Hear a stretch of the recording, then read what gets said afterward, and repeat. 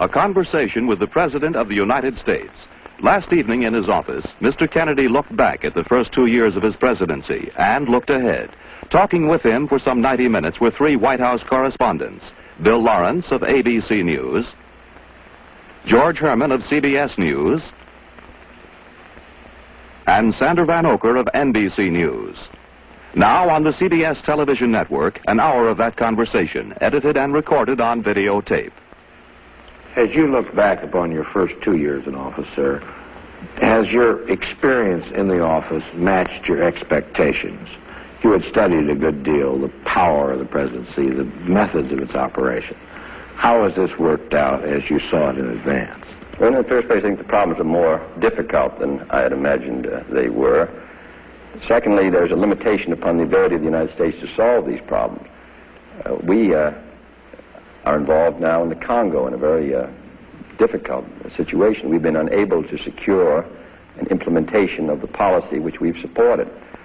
We are involved in a good many other areas. We are trying to see if a solution can be found to the struggle between Pakistan and India, with whom we want to maintain friendly relations.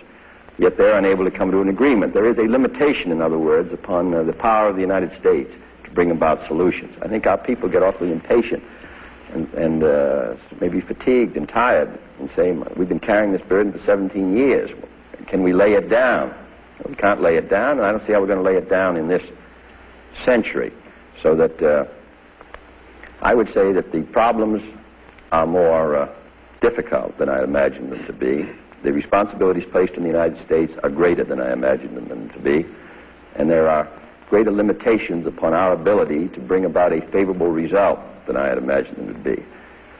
And I think that's probably true of anyone who becomes president, because there is such a difference between those who advise or speak or legislate and between the man who must select from the various alternatives proposed and say that this shall be the policy of the United States. It's much easier to make the speeches than it is to finally make the judgments, because unfortunately your advisors are frequently divided. If you take the wrong course, and on occasion I have, the President bears the burden, responsibility quite rightly. The advisors may move on to new advice. Well, Mr. President, that brings up a point that's always interested me. How does a president go about making a decision, like Cuba, for example? The most recent one was hammered out, really, our policy and decision over a period of 5 or 6 days. During that period, the 15 people, more or less, who were directly consulted, frequently changed their view because whatever action we took had so many disadvantages to it. And each action that we took raised the prospect that it might escalate with the Soviet Union into a nuclear war.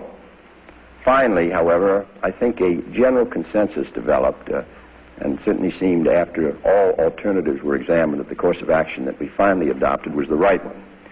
Now, when I talked to members of the Congress, several of them suggested a different alternative when we confronted them on that Monday with the evidence. My feeling is that if they had gone through the 5-day period we had gone through at looking at the various alternatives, the advantages and disadvantages of action, they probably would have come out the same way that we did. I think we took the right one.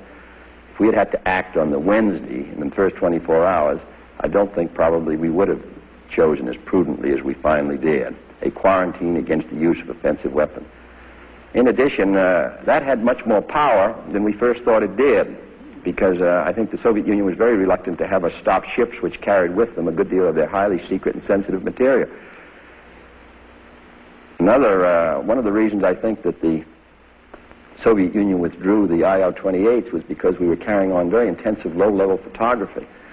Now, no one would have guessed, probably, that that would have been such a harassment.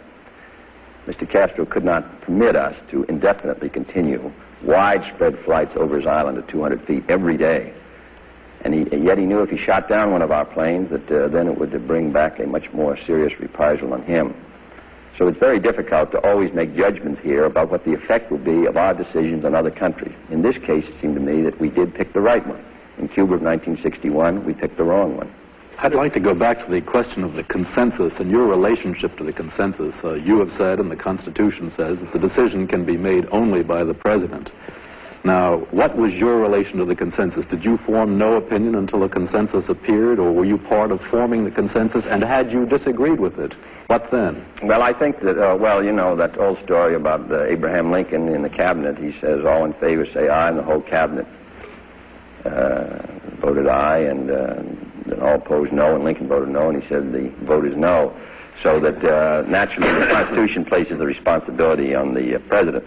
There was some disagreement with the course we finally adopted, but the course we finally adopted had the advantage of permitting other steps if this one was unsuccessful. In other words, we were starting, in a sense, at a minimum place. Then, if that were unsuccessful, we could have gradually stepped it up until we had gone into a much more massive action, which might have become necessary if the first step had been unsuccessful.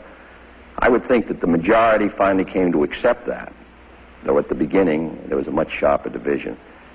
And after all, this was very valuable because the people who were involved had particular responsibilities of their own. Mr. McNamara, Secretary of Defense, who therefore had to advise me on the military capacity of the United States in that area. The Secretary of State, who had to advise on the attitude of the OAS and NATO, so that, in my opinion, the majority came to accept the course we finally took.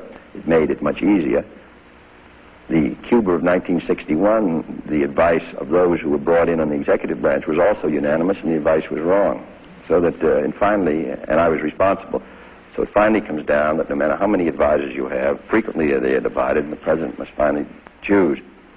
The other point is something that President Eisenhower said to me on January 19th. He said, no easy matters will ever come to you as president. If they're easy, they will be settled at a lower level. So the matters that finally come to you as president are always the difficult matters, and matters which carry with them large implications. So this contributes to some of the burdens of the office of the presidency, which other presidents have commented on. During the Cuban crisis, there was some problem, which you're apparently familiar with and bored with by now, about the possibility of a president talking in very private and secret conversations with his advisors, and that somehow leaking out. Do you think that this is going to inhibit the free, frank flow of advice that every president has to have? No, I think it's unfortunate when there's sort of conversations, but there are, 1,300 reporters accredited to the White House alone. There are, I suppose, 100 or 150 people who are familiar with what goes on because in the Security Council meetings, in one way or another, you've got the people who are actually there, and you've got others who are given instructions as a result of the decisions there, and I suppose people do talk, and then as I said at the time of the Cuban disaster of April 61 that success has 100 fathers and defeats an orphan. I suppose when something goes well, there's more tendency to talk at all levels. And frequently the reports are inaccurate. I would say the security is pretty good at the National Security Council. It's unfortunate when it's breached. Is it true that during your first year, sir, you would get on the phone personally to the State Department and try to get a response to some inquiry that had been made? Yes, I still do that when I can, because it's, I think there's a great tendency in government to have papers stay on desks too long. And it seems to me that's one really of a function. After all, the president can't administer a department, but at least he can be a stimulant. Do you recall any response that you received from somebody who wasn't suspecting a phone call in the State Department? Any specific response somebody made to you? No, they always respond. They always say yes, but it takes a little while to get. You know, after I met Mr. Khrushchev in Vienna, and they gave us an aide-memoire. It took many weeks to get our answer out through the State Department, coordinate with the British, the French, and the Germans. It took much too long. It seems to me we've been able to speed it up, but this is a constant problem in various departments. There are so many interests that are involved in any decision. No matter whether the decision is about Africa or Asia, it involves the Europe's desk, it involves the desk of the place, it involves the Defense Department, it might involve the CIA, it frequently involves the Treasury, it might involve the World Bank, or it involves the United Nations delegation. So it seems to me that one of the functions of the president is try to have it move with more speed. Otherwise, you can wait while the world collapses. You once said that you were reading more and enjoying it less. Are you still as avid a newspaper reader, magazine remember those of us who traveled with you on the campaign, a magazine wasn't safe around you. Oh, it is. No. I think it's invaluable, even though it may cause you it's never pleasant to be reading things frequently that are not agreeable news, but I would say that it's an invaluable arm of the presidency as a check, really, on what's going on in administration. And more things come to my attention that cause me either concern or give me information. So I would think that Mr. Khrushchev, operating a totalitarian system which has many advantages as far as being able to move in secret and all the rest, there's a terrific disadvantage not having the abrasive quality of the press applied to you daily to an administration. When you have, even though we never like it, and even though we don't, even though we wish they didn't write it, and even though we disapprove, there isn't any doubt that we couldn't do the job at all in a free society without a very, very active press. Now, on the other hand, the press has the responsibility not to distort things for political purposes, not to just take some news in order to prove a political point. It seems to me their obligation is to be as tough as they can on administration, but do it in a way which is directed towards getting as close to the truth as they can get, and not merely because of some political motivation. Mr. President, in the light of the election returns, which at the congressional level at least were certainly a defeat for the Republican hopes, how do you measure your chances for significant success domestically in the Congress just ahead? Well, I think we'll be in about the same position of the last 2 years. I think that, as I say, what we have that's controversial will be very closely contested.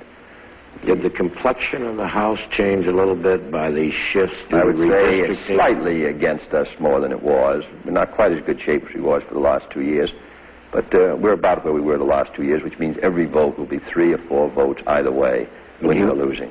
Do you have a very crucial vote at the outset on this Rules Committee fight again, do you think? And I hope that the Rules Committee is kept to its present number, because we can't function if it isn't. We might as well, we're through if we lose, if they try to change the rules. Nothing controversial in that case will come to the floor of the Congress. In other words, the program, in my opinion, would be emasculated.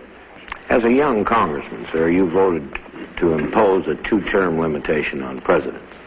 Now that you've held the office for a while and also observed its effect on President Eisenhower's second term, would you repeat that vote even if the amendment did not apply to yourself? Yes, I would. I know the conditions were special in 47, but I think 8 years is enough. And I'm not sure that a president, if he's, in my case, if I were reelected, that you're at such a disadvantage. There aren't many jobs. That isn't the power of the presidency, patronage at all. They're filled in the first month. Most of those jobs belong to the members of the Congress anyway, so patronage isn't a factor. I think there are many other powers of the presidency that run in the second term as well as the first. Well, Mr. President, on that point, the fact is President Eisenhower has great influence today in the Republican Party and therefore in the country, and has great influence in foreign policy. He doesn't even hold office. In some ways, his influence is greater to some degree. So that, and the same is really true of also of President Truman, President Hoover. I don't think that it depends on the influence of a president. It's still substantial in his second term. Though I haven't had a second term. I think it is. Are you looking forward to answer? Mr. President, on that point, much of your program still remains to be passed by the Congress. There are some people who say that you either do it in the next 2 years or it won't be done should you be elected to a second term. Do you share that point of view? No, in the first place, I think we've got a lot by. I was looking at what we set out to do in January 61 the other day, and on taxes and on Social Security welfare changes and area redevelopment, minimum wage, the Peace Corps, the Alliance for Progress, and strengthening the defenses, strengthening our space program. We did all those things. The trade bill, not perhaps to the extent in every case of our original proposal, but substantial progress. I think we can do some more the next 2 years. And I would think that there are going to be new problems in 60, if I were reelected in 65, and I don't look at the second term as necessarily a decline. I don't think that at all. In fact, I think you know much more about the position. It's a tremendous change to go from being a senator to being president. In the first months, are very difficult. But I have no reason to believe that a president with the powers of this office and the responsibilities placed on it, if he has a judgment that some things need to be done, I think he can do it just as well the second time as the first, depending, of course, on the makeup of the Congress. The fact is, I think the Congress looks more powerful sitting here than it did when I was there in the Congress. But that's because when you're in Congress, you're one of 100 in the Senate or one of 435 in the House. So that the power is so divided. But from here, I look at a Congress, and I look at the collective power of the Congress, particularly the block action, which if it wants to, and it's a substantial power. Mr. President, power like charities, you know, it begins at home. And you seem to have one view of what we need to do at home, and Congress seems to have another view. A lot of money will be appropriated for defense and national security, but there's a certain reluctance to devote money to another form of capital investment, education, and other things like that at home. Is it purely a question of money, or is this religious thing really going to make it impossible for you to get the Education Act passed? Well, education, it's certainly the question of how the funds will be distributed and how they will be shared is one of the factors. The integration question is another matter which comes into it. I think that, Thomas Jefferson once said to expect the people to be ignorant and free is to expect what never was and never will be. Here we're going to have twice as many people trying to go to college in 1970 as 1960. That means we have to build as many buildings in 10 years as we built the whole 160 years of our country's history. Then you've got these millions of young boys and girls who are dropping out of school, who are unskilled at a time when skilled labor is needed and not unskilled. So we need money for vocational training to train them in skills, to retrain workers, to provide assistance funds for colleges, and then to provide assistance to those who are going to get doctorates, higher advanced in engineering, science, and mathematics. We have a severe shortage there, and yet we're asking for space, defense, and all the rest. The Soviet Union is concentrating on this. So all this requires funds, but it's all in controversy. Some people feel the federal government should play no role, and yet the federal government, since the Land Grant Act and back to the Northwest Ordinance, has played a major role. I think the federal government has a great responsibility in the field of education. We can't maintain our strength industrially, militarily, scientifically, socially without very well-educated citizenry. And I think the federal government has a role to play. So we're going to send up a program. Unfortunately, because of the fact, as you mentioned, and other reasons, we've come close to getting assistance to education passed, but we haven't been successful. Mr. President, is your problem of getting an education bill through this year made more difficult by the events in Oxford, Mississippi, and the use of federal troops there? Yes, I think so. Well, I think so. How will you combat this new? Well, as I say, this is a case of where we've come very close. President Eisenhower came close. We came close once. We got a bill through the House, through the Senate, almost through the House. We didn't get it. And another trying for higher education through the Senate, the House, and then failed. The conference failed. Now Oxford, Mississippi, which has made this whole question of the federal government and education more sensitive in some parts of the country. I suppose that's going to be a factor against us. I don't really know what other role they would expect the President of the United States to play. The court, made up of Southern judges, determined that it was according to the Constitution Mr. Meredith go to the University of Mississippi. The governor of Mississippi opposed it, and there was rioting against Mr. Meredith, which endangered his life. We sent in marshals, and after all, 150 or 60 marshals were wounded one way or another out of 400 or 500, and at least 3/4 of the marshals were from the South themselves. And then we sent in troops when it appeared that the marshals were going to be overrun. I don't think that anybody who looks at the situation could think we could possibly do anything else. But on the other hand, I recognize that it's caused a lot of bitterness against me and against the national government in Mississippi and other parts. And though they expect me to carry out my oath, Constitution, and that's what we're going to do. But it does make it more difficult to pass an education bill. But I think we shouldn't penalize this great resource of our youth for all these reasons. Instead, we ought to do the job and get these schools built, these teachers compensated, and higher education available to all these boys and girls.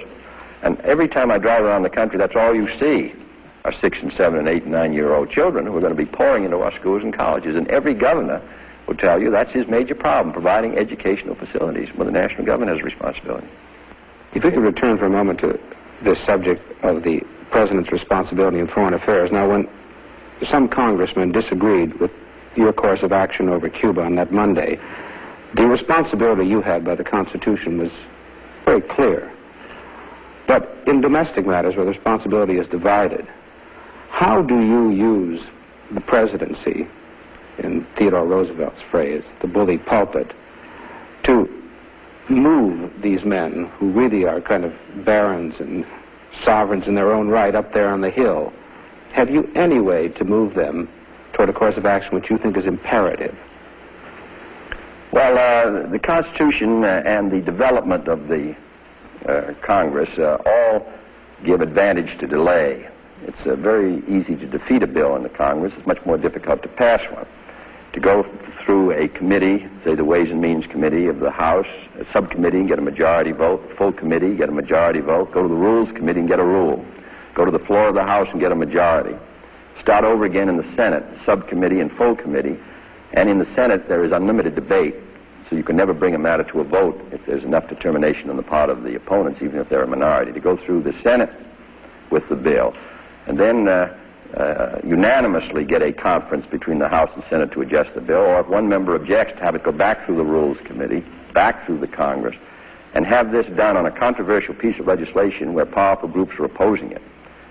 That's an extremely difficult task, so that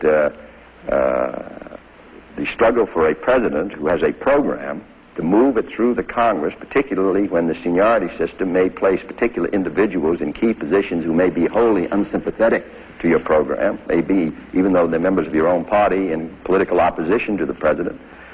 This is a struggle which every president who's tried to get a program through has had to deal with.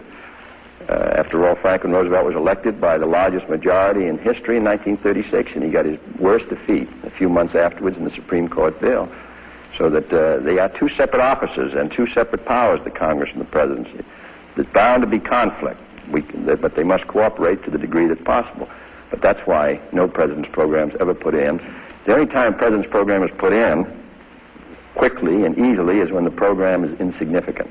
But if it's significant and affects important interests and is controversial, therefore, then there's a fight, and then the president is never wholly successful. Well, Mr. President, which is the better part of wisdom?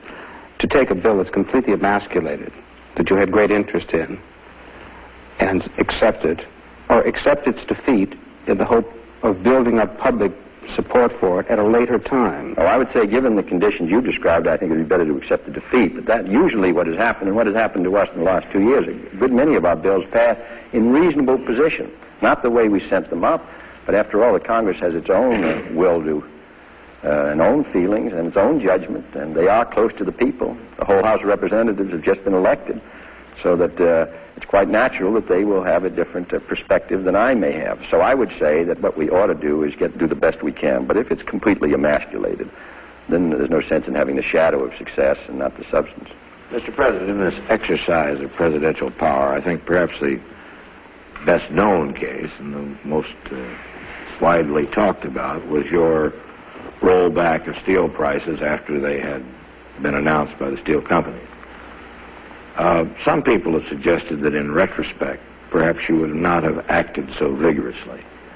Is there any truth in this suggestion? No, I must say I think it would have been a very serious situation if, though I don't like to rake over old fires, I think it would have been a serious situation if I had not attempted with all my influence to try to get a rollback, because there was an issue of good faith involved. The steel union had accepted the most limited settlement that they had had since the end of the Second War.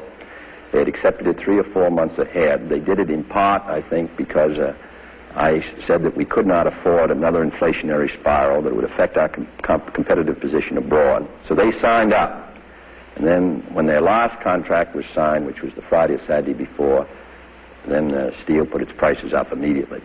Well, it seemed to me that that was the question of good faith was involved, and that if I had not attempted, after asking the unions to accept a non-inflationary settlement, if I hadn't attempted to use my influence to have the companies hold their prices stable, I think the unions could have rightfully felt that they had been misled.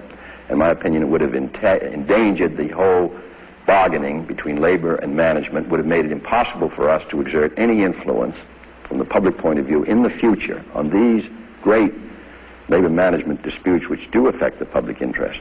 So I have no regrets. The fact is we were successful. Now, supposing we had tried and made a speech about it and then failed, I would have thought that would have been an awful setback to the office of the presidency. Now, I just think that looking back on it, I wouldn't change it at all. There's no sense in raising hell and then not being successful. There's no sense in putting the office of the presidency on the line on an issue and then being defeated